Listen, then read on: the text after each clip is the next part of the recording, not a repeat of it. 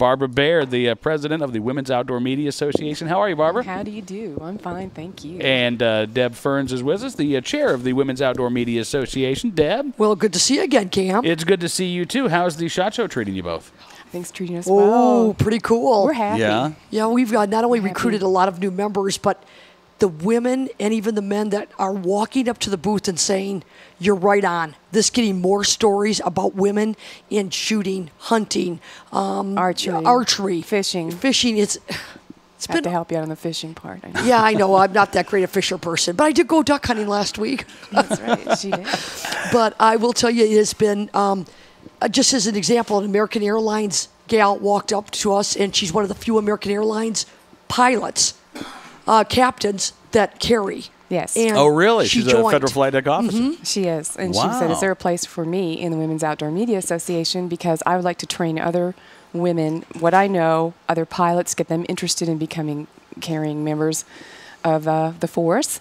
And absolutely, there's a place for you. It's called our industry side of the membership. Oh, that's We'd love to have you fantastic. on board. So, yes, we now have our first female carrying pilot. That is cool. Yeah, that'll be for our private jet probably in a few years when she retires.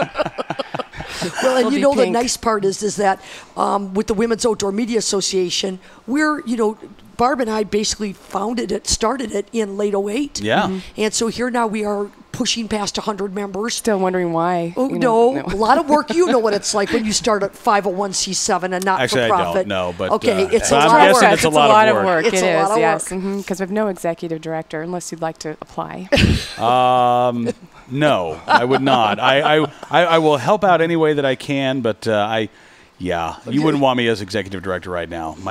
You'd be wondering, Cam, it's been like 3 weeks since we've heard from you. What's going on? What's going on? That's right. But, it's not about just media and broadcasting, podcasting, blogging, writing for traditional We've got some wonderful photographers that are members of the gal that does a lot of the video for our Babes with Bullets is a member. But as Barb mentioned, we have one division that's media. We have another division of the WOMA that is industry. And we have another division we're very proud of called the Ambassador Program. The Ambassador Program. All right, what's that all about? Well, right now we're in the process of signing up all the women shooters on the USA Olympics team as our ambassador members. Oh, wow. Now, what can we do for them? We can help them with media coverage. What can they do for us? They can be role models and mentors, and maybe some of them are already podcasting. They're already blogging, like Lanny and Tracy Barnes, the biathletes. That are WOMA members. They are. They have Road to Russia on our website, and they report in from exotic places in the world. Siberia. Yes, and they talk about, their training schedule and how their shooting's going and what they're doing and what they're meeting in these cultures and in other countries. And they're just keeping us apprised of what they're doing, and then we're helping them with the exposure at the site. They're helping us. They're inspiring young women to get into the biathlon, which your daughter might, that might be something for her. My oldest or my youngest? Because the oldest probably not. She's probably I think a little the youngest old, one sounds like a lot like you. So she does, might, yeah. yes. She's only 5, so now would be a good time for her to get started, I guess. Skis and a rifle, yes. Skis and a rifle. Think about that. Yeah. No, she actually, my wife and I were having a conversation last week that it really is a good thing we don't let her chew gum because we don't think she's quite ready to chew gum and walk at the same time. So the skiing and the shooting, it may take a few years. I think she has to grow into her body a little bit. Well, we have the women. Actually, they started. Lanny and Tracy started as competitive shooters. Yeah. And what people noticed at the matches is that they were too busy to be those type of shooters because they were always kicking around a soccer ball and antsy between the stages. And growing up in Durango, Colorado, they said, well, we love to ski, but we love to shoot. And it was actually their dad that said, and now they've been to the 2006 Olympics as Olympic biathletes, the 2010, and their Road to Russia is their quest for 2014. And Barb and I said, whatever the WOMA can do to make these young athletes, not just Lanny and Tracy, them too, but other ones, including our military folks that want to join the WOMA as ambassadors, $20. Oh. And they have an access now to start getting their feet more and more wet with being part of our media world. And they get mainstream media that maybe you can't get or Bard can't get. But there's an in there that we want to let other people know about. That's awesome. Yeah, when you go to www.thewoma, which is the and then WOMA.com, it stands for the Women's Outdoor Media Association.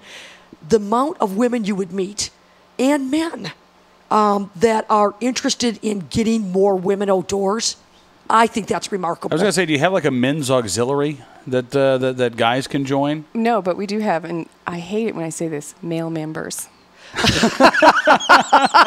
I call them the guys. Okay. I don't know where Barb's going here. Don't have Tourette's now.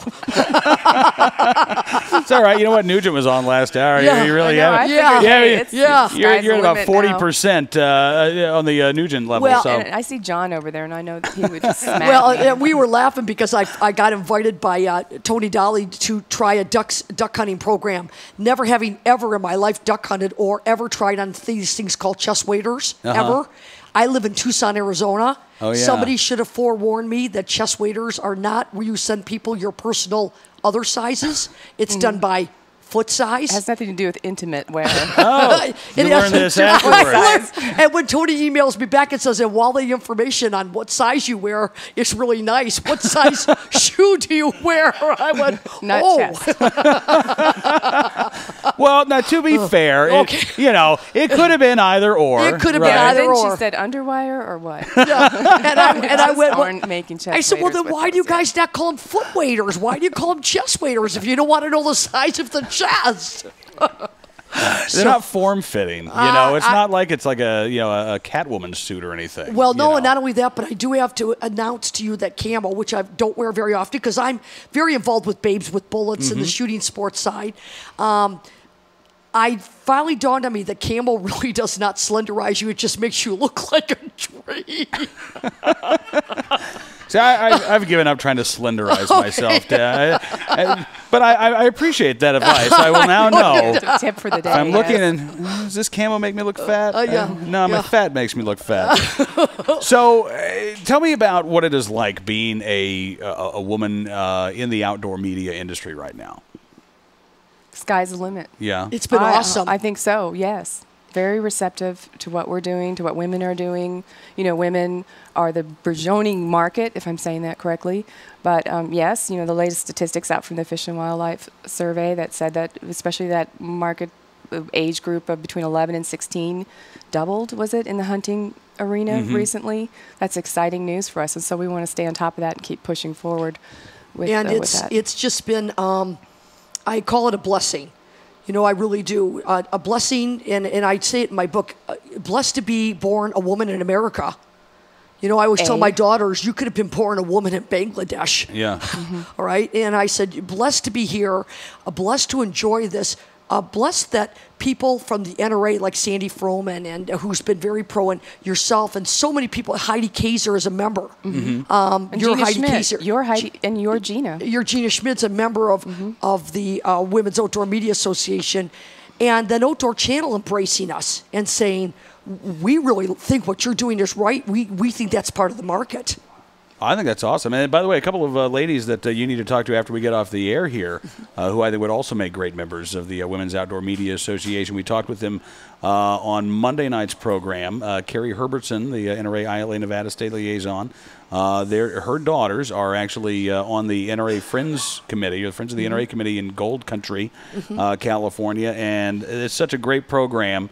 Of the 15 committee members there for that Friends dinner, 12 of them are under the age of 30. And you're not the only women on the committee either, are you?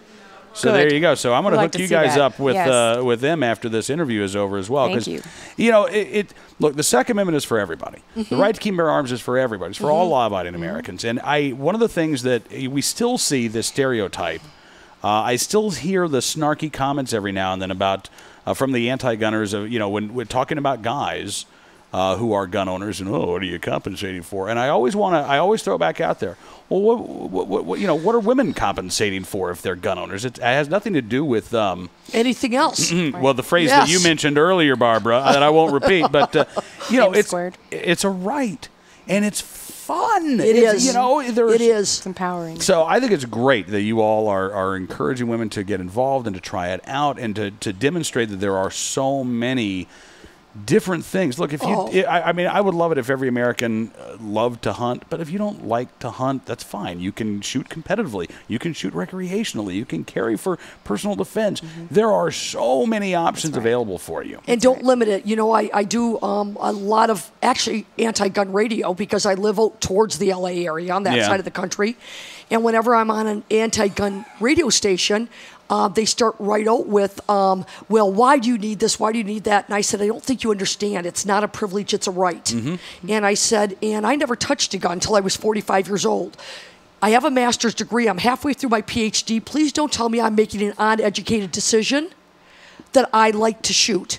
It's an educated decision. And I said, when you think that your choice for me is okay, I said, that's ignorant and it's arrogant. And I would prefer that you don't expose me to that.